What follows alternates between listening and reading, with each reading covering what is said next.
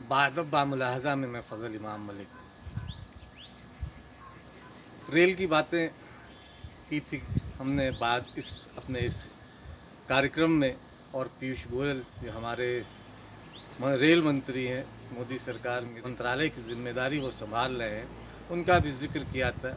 वो अक्सर ट्वीट पर मिलते जुलते रहते हैं, लोगों से बातें भी करते हैं, अपनी बातें भी रखते हैं, सरकार का पक्ष भी रखते हैं। एक कार्यक्रम में वो कोविड जान है जहान है, एक कार्यक्रम में वो बोल बतिया रहे थे। पेशे से वो चार्टर्ड अकाउंटेंट रहे हैं। आंकड़ों की बाजीगरी उन्हें भी खूब आती है, आंकड़े बहुत अच्छी तरीके से हम तमाम लोगों के सामने रखते हैं। हालांकि हम समझ पाते हैं या नहीं समझ पाते हैं, ये हमारा मसला है, उनका मसला नहीं है। वैसे भी 6 साल से सरकार हमें आंकड़ों की बाजीगरी में तो उलझा रही है। 15 लाख खाते में आपके आएंगे, उससे लेकर अच्छे दिन, और अब इस 20 लाख के पैकेज तक की बातें, सारे जुमले ही ज़्यादा लगने लगे हैं। तो इस तरह की आर्थिक बाजीगरी और आंकड़ों की बाजीगरी सरकार लगातार दिखा रही है, और हम इन आंकड़ों की बाजीगरी में उलझे अच्छे दिन की उम्मीद में अब भी उम्मीद लगाए हुए हैं। इसलिए पीयूष गोयल जब बोलते हैं तो लगता है कि वो चूँकि सरकार की बात रखते हैं, तो दिल को लगता है कि कोई अच्छी बात बोलेंगे, कुछ तथ्यों को सामने रखेंगे, और अभी के जो हालात हैं उसमें गरीबों मज़दूरों की बात भी वो करेंगे। किया उन्होंने, गरीबों मज़दूरों की ही बात कही उन्होंने, और उन गरीबी मज़दूरों की बात करते उन्होंने कहा कि पिछले 3 महीने इस देश में एक भी आदमी भूख से नहीं मरा है। पता नहीं किस दुनिया में रहते हैं पीयूष गोयल जी। रेल में तो सफ़र नहीं ही करते होंगे वो, अब उसी रेल में जिसके वो मंत्री हैं उसमें तो सफ़र नहीं ही करते होंगे, लेकिन इस देश के बहुसंख्यक लोगों की जानकारी भी उन्हें नहीं है। कम से कम उनके इस बयान से तो पता चल ही गया होगा। कोरोना काल में लगभग 2 महीने का समय हो गया है हम तमाम लोगों को, जिस तरह सड़कों पर लोग मजदूर चल रहे हैं, और सिर्फ सड़कों पर ही नहीं, हर बड़े शहरों में प्रवासी मजदूरों के सामने भूख का संकट है। पता नहीं पीयूष गोयल या उनके मंत्रिमंडल के दूसरे साथियों को उन मजदूरों की भूख समझ की में आती है या नहीं है, लेकिन ये बात इतनी ही सच है कि मज़दूर आज भी रोटी और भूख की परिभाषा तलाश रहे हैं। और अब तो मजदूरी नहीं, इस देश का मध्य वर्ग के सामने भी रोटी और भूख का जो संकट है वो परेशान करने वाला है। पीयूष गोयल शायद इसको नहीं समझे हैं, क्योंकि उनके पास सारी सुविधाएं हैं, आगे पीछे बाबुओं की बड़ी फ़ौज है, नौकरशाहों की बड़ी फ़ौज है जो उन्हें आंकड़ा मुहैया कराता है, और ख़ुद भी चूँकि वो इस पेशे से मुंसलिक रहे हैं, वहाँ भी आंकड़ों की अपनी एक दुनिया होती है, और इसी आंकड़ों के, जैसा मैंने कहा कि आंकड़ों की बाजीगरी दिखाकर वो देश में एक नई व्यवस्था कायम कर इस भारत को नया इंडिया बनाने में लगे हुए हैं। लेकिन अगर तस्वीरें उन्होंने देखी होंगी अपने ही मंत्रालय के,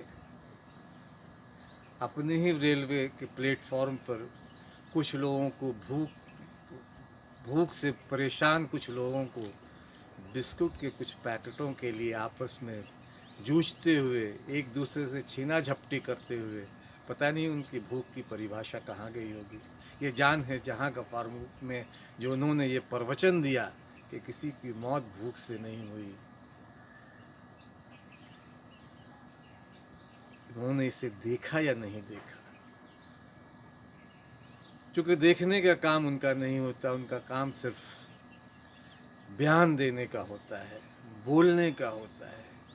सड़कों पर पैदल चलते हुए भूखे लोग न जाने कितने दिनों से पेट में पत्थर बांध के चल रहे हैं, लगातार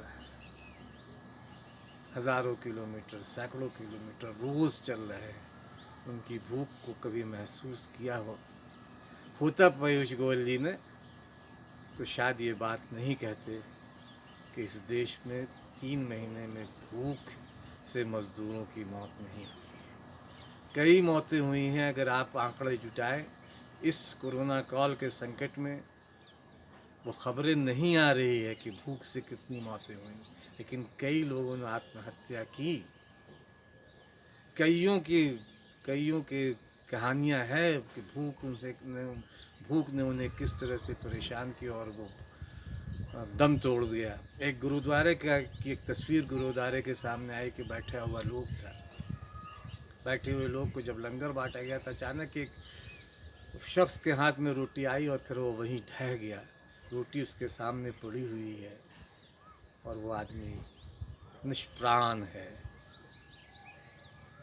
रेल की उन पटरियों पर, औरंगाबाद में उन्हीं रेल की पटरियों पर पीयूष गोयल जी, जहाँ 16 लोग आपके विभाग की मालगाड़ी से कुचले गए थे, रोटियां बिखरी पड़ी हुई थी, जिन्हें बहुत सहेज कर वो मज़दूर आगे के सफ़र में ले जाना चाह रहे थे ताकि उन रोटियों से अपनी भूख मिटाई जा सके। लेकिन आपको भूख की परिभाषा क्या? सरकार अगर मज़दूरों की भूख की चिंता की होती तो अब तक 11-12 हज़ार करोड़ जो प्रवासी मज़दूर देश के कई हिस्सों में फंसे हुए हैं, वंदे मातरम भारत की तरह ही उन्हें भी उनके घरों में अब तक आपकी रेलगाड़ी से पहुंचा दिया गया होता है। क्षमता है हमारे देश की रेल व्यवस्था में, क्योंकि पिछली सरकारों ने इस देश की रेल व्यवस्था को इतना मजबूत किया है, जिसे आप और आपकी सरकार आगे बढ़ा रहे हैं पीयूष गोयल जी। उसमें इतनी क्षमता है कि वो 2 दिन में, 4 दिन में सारे मज़दूरों को उनके घरों में पहुंचा देती। लेकिन ऐसा नहीं हुआ, क्योंकि सरकार की इच्छा शक्ति नहीं थी। वो नहीं चाहती थी कि सरकारों को उनके घरों में पहुंचाया जा सके। और जब कर्नाटक की मिसाल सामने है, वहाँ तो बंधुआ मजदूर बनाने तक की नौबत आ गई थी। बाद में दबाव पड़ने पर कर्नाटक के मुख्यमंत्री ने मजदूरों को उनके घर जाने की इजाज़त दी, नहीं तो कहाँ दे रहे थे। उन्होंने तो रोक लगा दी थी। जिस श्रमिक एक्सप्रेस को बेंगलोर से रवाना होना था, कर्नाटक से रवाना होना, तो उस पर पाबंदी लगा दी थी, क्योंकि वो उन पे बिल्डरों का दबाव था, कॉरपोरेट घरानों का दबाव था कि प्रवासी मजदूर चले गए तो फिर काम कौन करेगा। तो पीयूष गोयल जी, भूख को एयर कंडीशन कमरे में बैठ के महसूस नहीं किया जा सकता। चाय की चुस्कियों या कॉफ़ी के प्यालों में हम मज़दूरों की भूख को नहीं तलाश सकते। भूख को अगर देखना हो नज़दीक से तो उन मज़दूरों को, पैदल चलते हुए उन मज़दूरों को देखें। उनकी आँखों में जो भूख की इबारत लिखी हुई है, उस इबारत को अगर पढ़ेंगे तो समझ में आएगा कि भूख होती क्या है और भूख से और मौतें किस तरह से होती हैं। किसी की ने कल ही मुझे 4 पंक्तियाँ भेजी हैं, 4 लाइनें हैं। वो पीयूष जी आप जैसे लोगों के लिए बहुत सटीक हैं कि कोहनी पर टिके हुए लोग, टुकड़ों पर बिके हुए लोग करते हैं बरगद की बातें, गमलों में उगे हुए लोग। तो आप अर्थव्यवस्था की बात, एक मंत्री हैं आप ही की सरकार को, वो अर्थव्यवस्था की बातें, फिल्म की टिकटें, फिल्म कितनी बिकी, फिल्म बॉक्स ऑफिस पे क्या कितना कामयाब हुआ, उससे अर्थव्यवस्था का पैमाना को वो नापते हैं। और आप अपने एयर कंडीशन कमरे में बैठकर मज़दूरों की, गरीबों की भूख की परिभाषा को तलाश कर रहे हैं। वो भूख आपको उन कमरों में नहीं दिखाई देगा।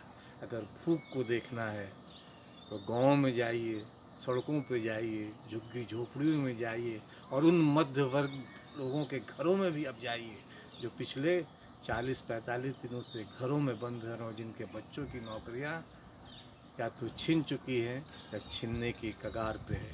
भूख की परिभाषा उनसे पूछिए। मैं तो आपसे बराबर भूख की परिभाषा पूछता रहूँगा। आप भी पूछें, आप भी सोचें कि क्या भूख की परिभाषा एयर कंडीशन कमरों में बैठकर तय किया जा सकता है, या उन सड़कों पर उन गरीबों को देखकर भूख की परिभाषा पूछी जा सकती है? आप भी पूछें, आप भी सोचें, क्या नहीं? और अगर ये बात ठीक लगी हो, सही लगी हो, तो इसे लाइक, शेयर और सब्सक्राइब करें।